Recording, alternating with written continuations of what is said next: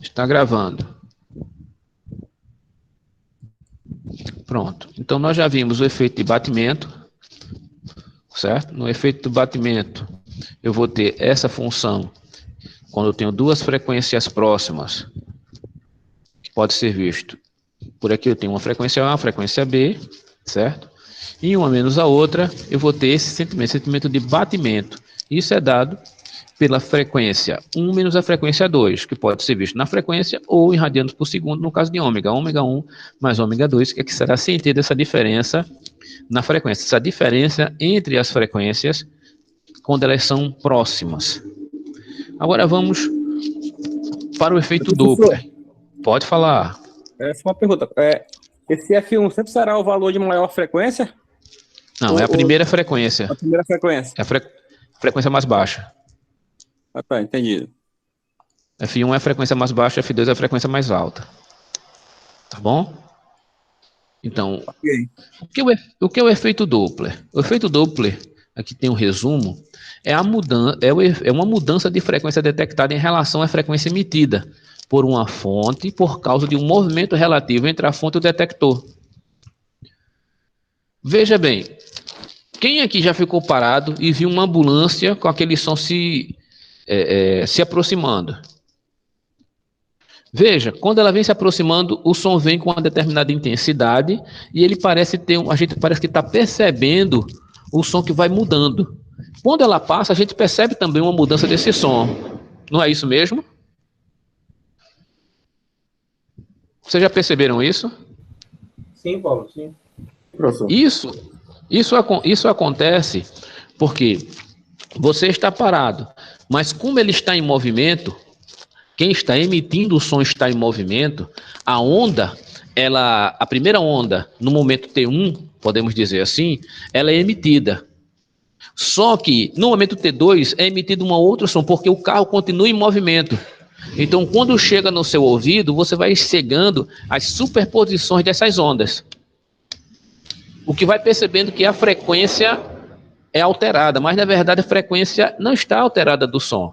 São apenas superposições de ondas. E quando ele está mais próximo, mais agudo você vai sentir aquele som, até o ponto que ele se afasta e você percebe uma outra frequência do som. A gente percebe Tudo isso bem. também com o carro tocando, aqueles carros que tem som na mala, às vezes quando tem direção também ocorre muito disso, Paulo. Exatamente, você percebe, né? Esse é o efeito chamado de efeito Doppler. Olha, um carro de polícia está parado num acostamento em uma rodovia, com sirene a 1000 Hz ligada.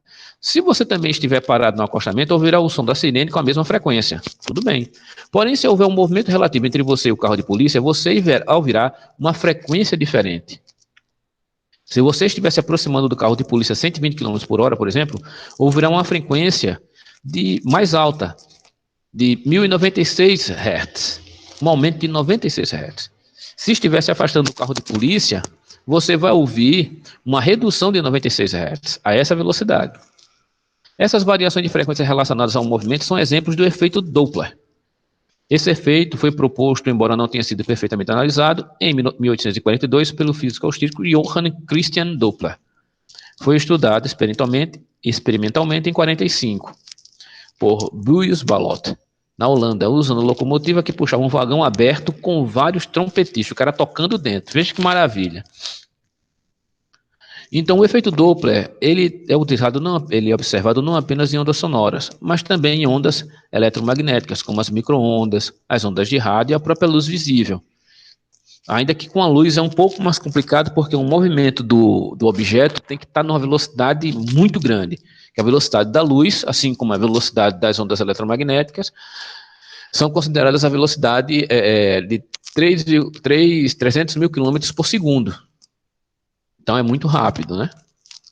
No momento, porém, vamos considerar apenas essas ondas no ar. Então, vamos ver como é que isso funciona. Como é que é a equação geral? Se o detector ou a fonte está se movendo, ou ambos estão se movendo, a frequência emitida F e a frequência emitida F' estão relacionadas por essa equação. Essa é a equação do efeito Doppler. Então, o que é que eu vou ter?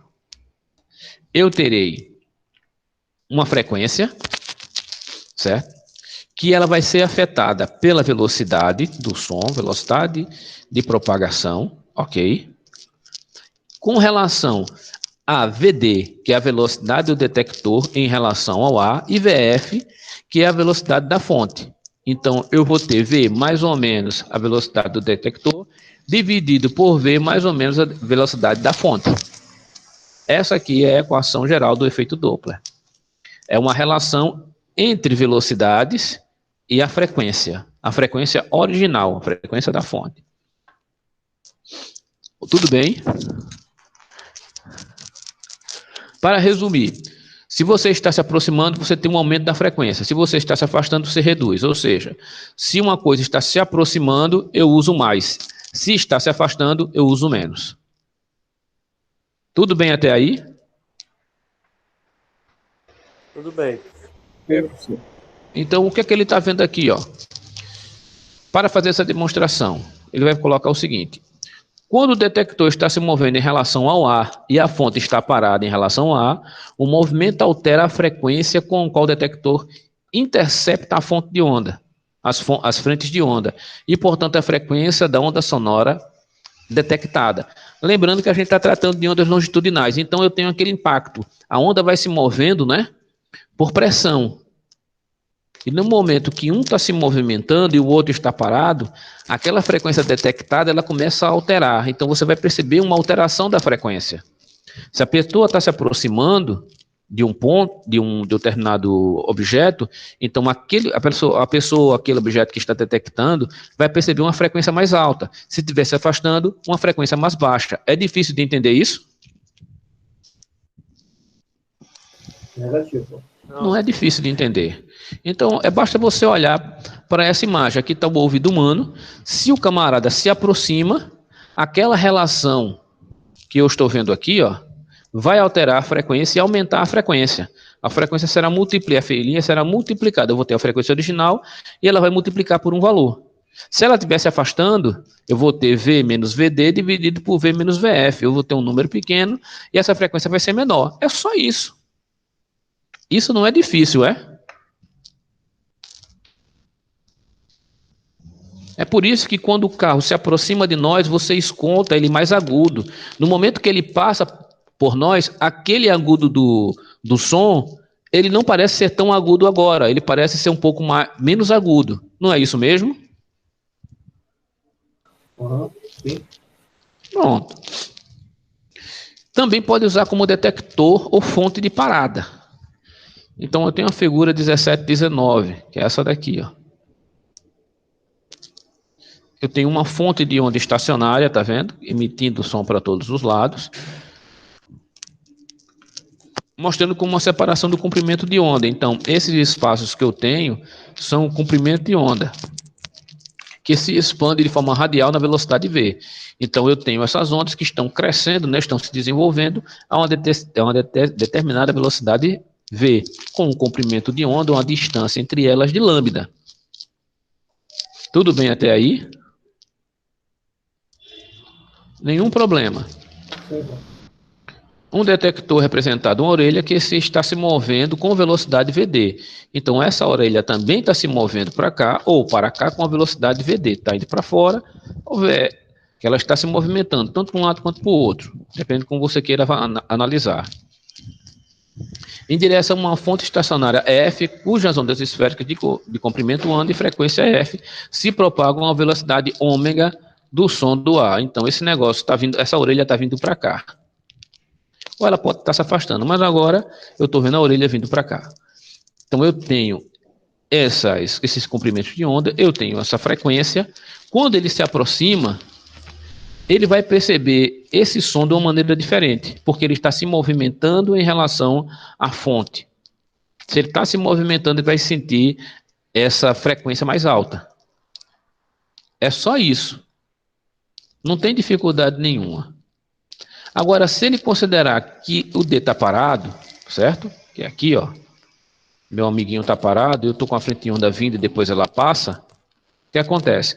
No intervalo de tempo T, as frentes de ondas percorrem uma distância VT para a direita.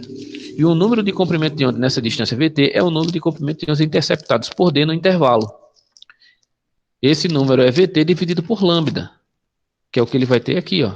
E qual é a frequência que vai ser percebida? A mesma coisa, velocidade dividido pelo comprimento de onda. Chegou na mesma coisa, a frequência aqui observada é a mesma. Velocidade dividido pelo comprimento de onda. Tudo bem até aí ou não tudo bem? Ok. É difícil de entender isso?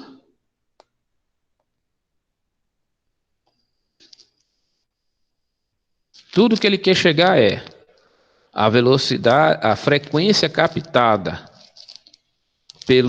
por D, né, pelo ouvido lá, uma distância D, vai ser V mais VD, ou seja, a velocidade mais a velocidade de D dividido por lambda. Assim, a frequência final, que vai ser observada, tomando como lambda igual a ômega dividido por F, que também pode ser visto, né? Dessa forma, quem é que eu vou ter? Eu terei que vai ser F, V mais VD dividido por V. Pronto, é só isso que ele quer chegar. Isso porque o objeto está parado. Uma fonte de onda parada, tá certo? O ouvidinho aqui, ó, ele está parado. Tudo bem até aí? Sim. Tranquilo. Ele pode ver também com um objeto em movimento, aonde ele vai chegar na equação semelhante. Agora, a onda indo em direção contrária, em vez de ficar o mais aqui, ele vai ficar o menos do jeito que está aqui, ó, V menos VD dividido por N. Assim, meu F', ele pode variar em relação ao quê? V mais ou menos VD dividido por N. Vai depender. Como é que eu estou vendo? Quem está se movimentando para onde? Se está se movimentando para se aproximar ou para se afastar da orelha. Tudo isso para explicar só essa besteirinha. Vocês entenderam o efeito Doppler dessa forma? É difícil? Não. É só isso. Joguei uma onda e estou vendo como é que a onda é percebida pelo que está parado. A forma que ela percebe tem essa variação de frequência. Apenas isso. É bem tranquilo. Então aqui nós temos a equação geral. Ele fez tudo isso, tá vendo? Porque aqui ele observou com o detector parado, certo? Agora ele vai ver com a fonte em movimento o detector parado. Ele viu com o detector se movendo e parado, agora com a fonte em movimento o detector parado. Com a fonte em movimento eu não vou mexer mais com a equação da parte de cima. Eu vou mexer com a equação agora na parte do denominador. Então na parte do denominador, caso esse ouvido estiver se movimentando e a fonte parada, eu vou ter, se ele estiver se deslocando para fora, para longe da fonte, vai ser V menos VF, e se ele estiver se aproximando, vai ser V menos VF. Assim, para uma fonte em movimento com detector parado, eu tenho F, que é a frequência, meu F' vai ser F, que vai multiplicar minha velocidade dividido pela velocidade, mais o VF, que é a velocidade da fonte. Quando eu junto essas duas para a fonte parada e o detector se movendo, ou o detector parado e a fonte se movendo, eu tenho a equação geral do efeito Doppler. Tudo bem até aí? Que é essa daqui. F', ela pode ser F de V mais ou menos VD, dividido por V mais ou menos VF. Onde essa parte de cima eu vou usar se minha fonte estiver se movimentando e meu detector parado. Embaixo eu vou utilizar se a fonte estiver parada e o detector em movimento. Alguma dúvida? É difícil entender isso? Não, senhor. É fácil, não é? É tranquilo. Aqui tem um exemplo no caso da detecção em morcego, né? Eu quero que vocês depois leiam para que vocês possam entender. Nós temos ainda as velocidades supersônicas e as ondas de choque. Veja, velocidade supersônica. Nós temos a equação 1747 e 17,55, que são essas daqui. Vamos voltar para elas, para que vocês possam ver. Cadê ela? A 17,55, que aqui é quando eu tenho fonte em movimento detector parado, e a 17,40, cadê ela? 47, meu Deus do céu. Essa daqui, que é a equação geral do efeito Doppler, tá certo? Tem uma equação geral. Vamos voltar para lá.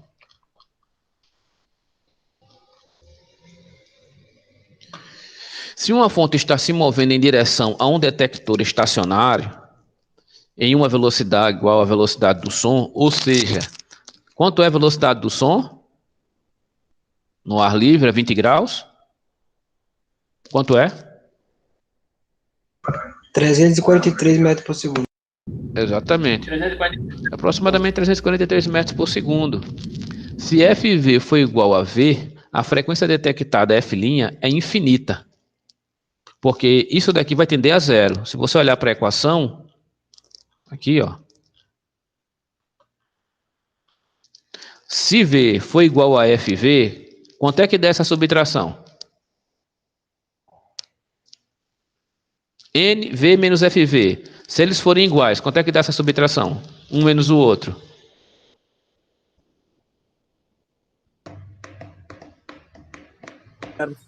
Vai dar zero. Se ele vai dar zero, eu vou ter um número dividido por zero, ou um número dividido por um valor que se aproxima muito de zero. Então, esse valor aqui tende ao infinito. A frequência sobe para o infinito. É o que ele está dizendo aqui. Todo mundo entendeu isso ou não?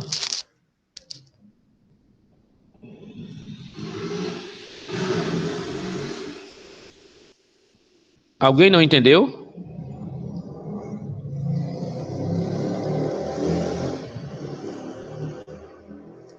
Isso significa que a fonte está se movendo tão depressa que ela está pegando as próprias fontes de onda. Ou seja, o móvel, a fonte, ela está se movendo na velocidade do som. Ela está pegando as frentes de onda. Ela tá praticamente passando na frente das frentes de onda. Tudo bem? É o que acontece aqui. 17,23. Eu tenho uma fonte, tá vendo? E aqui eu tenho uma frente de onda, só que esse móvel está se movendo tão rápido que ele está passando na frente das frentes de onda. Ou seja, vem o móvel e atrás é que vem um som. Tudo bem até aí? O que acontece se a velocidade da fonte é maior que a velocidade do som? Nessas velocidades chamadas de supersônicas, essas equações não são válidas. Certo? Então, nós já vimos na figura 723b, mostra a frente de onda produzida em várias posições da fonte. O raio de qualquer frente de onda dessa figura é VT, tá aqui, ó. Qualquer frente de onda aqui, o raio dela é VT. Tá certo? E aqui eu tenho a superfície do cone, ele vai formar um cone, se você está vendo, o móvel se movendo com várias frentes de onda, chamada de cone de Match. Então, o que acontece? Observe que as frentes de onda se combinam em uma envoltória em forma de V no desenho bidimensional, que é o que está aqui, ó, tá vendo? Um determinado ângulo θ, e eu tenho o VF de T. As frentes de onda, na verdade, se propagam em 3 dimensões e se combinam em envoltória em forma de cone, conhecida como cone de Match. Dizemos que existe uma onda de choque na superfície desse cone, porque as superposições das frentes de onda causam uma elevação e uma queda abrupta da pressão do ar quando a superfície passa por um ponto qualquer. Então, de acordo com isso aqui, o semiângulo U do cone, chamado de ângulo de cone de Match, é dado por. Então, isso aqui vai ser um seno da velocidade dividido por VF, a velocidade da fonte, da velocidade de propagação, dividido pela velocidade do meu móvel, da minha fonte. Isto vai dar o cone de Match. Quando ele faz isso, ele quebra a barreira do som. Está aqui um avião quebrando a barreira do som. Quando ele quebra a primeira vez, é chamado de Match 1. Eu perguntei a um aviador, piloto de um dos caças brasileiros, se o que é que ele sentia quando ele quebrava a barreira do som. Ele disse nada. Para quem está dentro da cabine, lá no voo, você não tem a menor, você não sente nada. A máquina é que diz, você quebrou a barreira do som. Agora, quem está fora, você ouve esse impacto, porque o móvel está mais rápido do que a própria velocidade do som. Então, ele quebrou a barreira do som, isso gera uma onda de impacto, porque você vai ter um encontro dessas ondas no final da nave. As ondas de som estão se encontrando. Quando elas se encontram, elas se chocam. Quando elas se chocam, elas geram energia. Uma fonte de impacto e tem aquele estrondo. Quem aqui assistiu o Superman? Quando ele viaja, ele faz aquele estrondo quando está chegando. Bum! Aquilo ali, ele quebrando a velocidade do som. Todo mundo entendeu isso aí ou não? Sim. Pronto. A razão da velocidade da fonte dividida pela velocidade do som é chamada de número de Mach.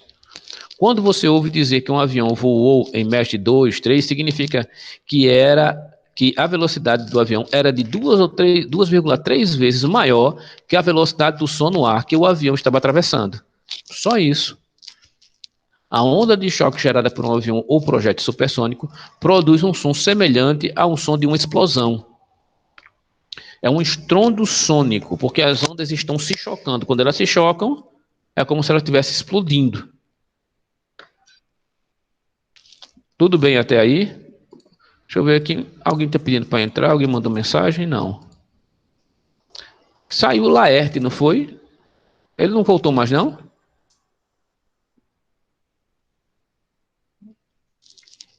Pronto, então com isso, nós terminamos essa parte de acústica. Eu gostaria de saber, alguém tem alguma pergunta sobre essa parte de acústica? Eu vou parar a gravação, ok? Para a gente tirar algumas dúvidas.